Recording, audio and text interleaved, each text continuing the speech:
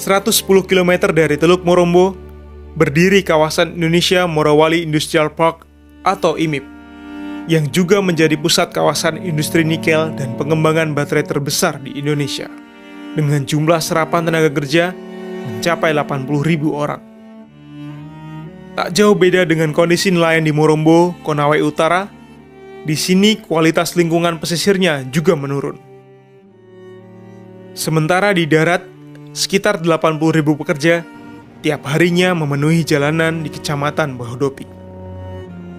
Pemandangan ini terjadi hampir sepanjang hari, karena para buruh nikel ini bekerja 3 shift.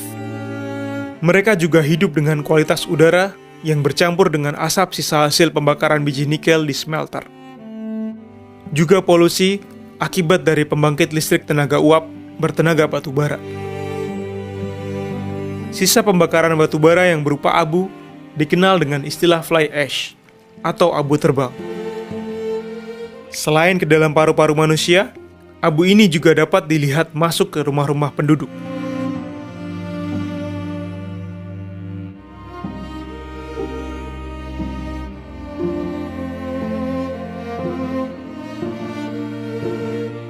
Ancaman kesehatan dan lingkungan juga terlihat dari tumpukan sampah yang tak terkelola dengan baik.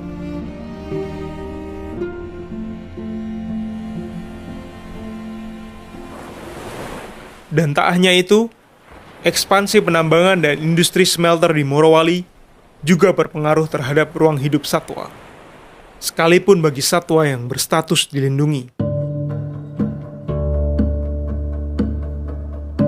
Ini adalah makaka tonkeana, salah satu primata endemik Sulawesi Tengah. Dan rimbunan pohon ini adalah rumah terakhir bagi mereka.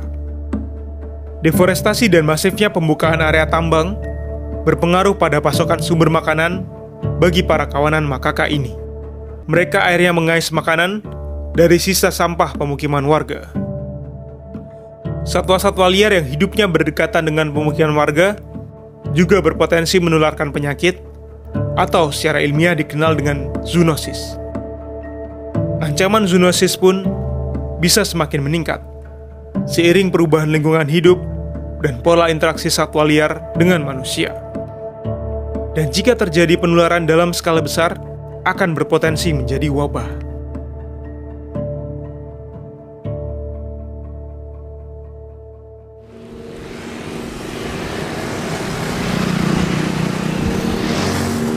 Ada sekitar 40.000 pekerja yang tinggal di Desa Gemaf dan Lelilef. Seperti di Morowali atau IMIP, baik pekerja atau warga juga hidup dengan lingkungan yang tak ideal bagi kesehatan.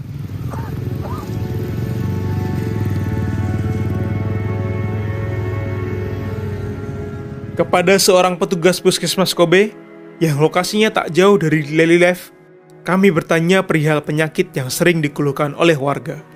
Hampir sebagian besar itu dia ispa. Ispa? Orang bisa lihat.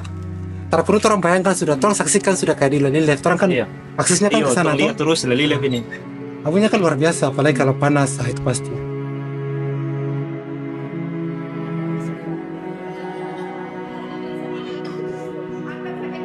Kondisi kualitas kesehatan yang menurun tak hanya dirasakan oleh warga dan para pekerja tambang. Meski baru beberapa hari meliput, kami juga merasakan dampak dari buruknya kondisi lingkungan di sekitar tambang. Salah satu dari tim kami mengalami sesak nafas, pusing, dan mual.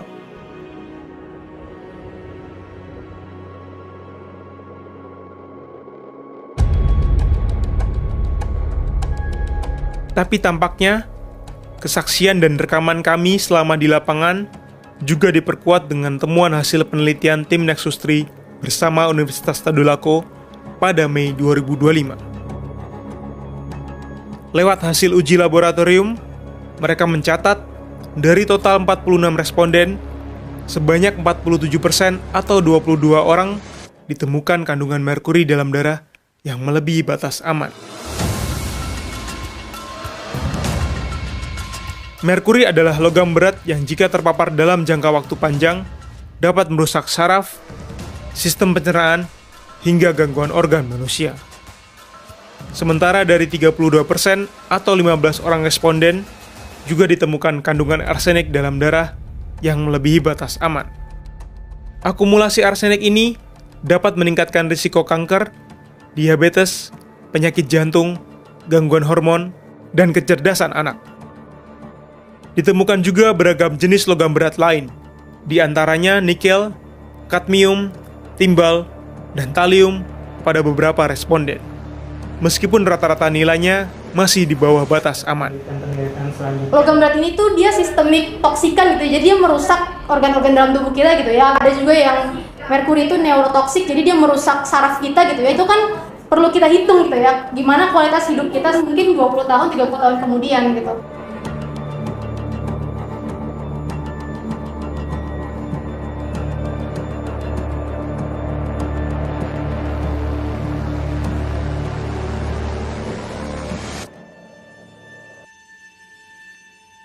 Selain pada manusia, konsentrasi arsenik juga ditemukan pada sampel ikan di sekitar perairan Teluk Weda.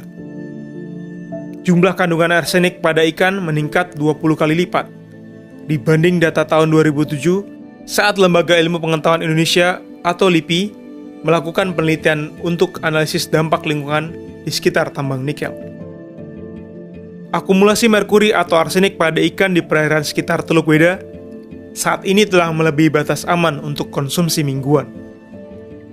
Dan sebagai masyarakat pesisir, tentu warga di Teluk Weda rata-rata dapat mengkonsumsi hasil laut antara 2 hingga 3 kali sehari.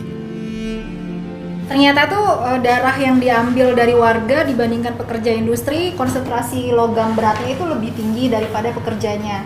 Kira-kira apa sih yang membuat justru warga ini lebih tinggi? Ternyata ikan-ikan yang dimakan oleh pekerja IWIP itu berbeda sumbernya dibanding dari ikan-ikan yang dimakan oleh warga sekitar.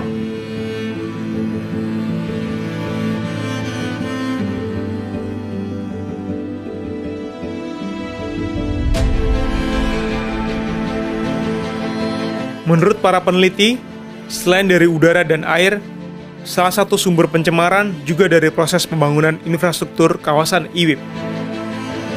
Bahkan untuk memperluas kawasan Bandara IWIP seluas 725.000 meter persegi, dilakukan reklamasi yang materialnya berasal dari limbah slag peleburan nikel, abu batu bara, dan limbah berbahaya lain. Dan menurut tim Nexus 3, ini berkontribusi menjadi sumber pencemaran di perairan Teluk Weda. Menanggapi hasil penelitian temuan logam berat ini, Pelaksana Tugas atau PLT Kepala Dinas Perikanan dan Kelautan Maluku Utara, Fauzi Momole menyampaikan pentingnya koordinasi dari lintas sektor untuk segera menangani masalah ini. Nah, pertanyaan besar, kandungan merkuri yang terkandung di dalam ikan, ini akibat karena industri pertambangan nikel, ataukah ada kegiatan aktivitas lain? Jadi kita butuh pencermatan lebih jauh, dan kita butuh kajian yang lebih mendalam. Sebisa mungkin ini akan dikoordinasikan dengan pimpinan. Apakah akan ada pemberian sanksi terhadap korporasi terutama untuk penyelamatan ruang laut? Mungkin kita tidak sampai pada level itu karena kaitan dengan kewenangan. Sementara, juga saat peluncuran laporan di Jakarta, Mei 2025, Yun Ismawati sebagai peneliti senior Nexus 3 turut memberikan pendapatnya. Dari polusi di tempat kerja, okupasi, dihirup, sehingga butiran atau ultra fine particle segala macam itu masuk ke dalam darah mereka dan itu mempengaruhi sistem ginjal mereka.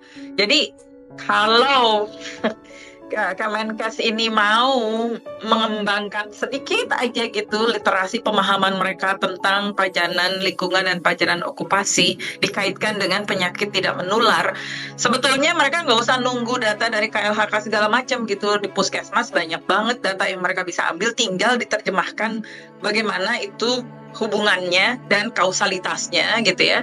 Padahal masalahnya di masyarakat, di publik ini udah bukan cuma virus doang, bukan cuma virus, macam-macam virus gitu ya, tapi penyakit tidak menular ini juga mengancam kesehatan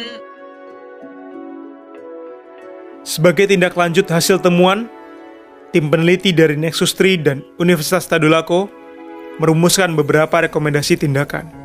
Di antaranya, pemantauan rutin terhadap kualitas air dan hasil tangkapan laut di Teluk Weda, pemantauan kondisi kualitas udara secara real-time atau berkala, memperketat aturan ambang batas emisi logam berat untuk aktivitas pertambangan, hingga upaya penegakan hukum.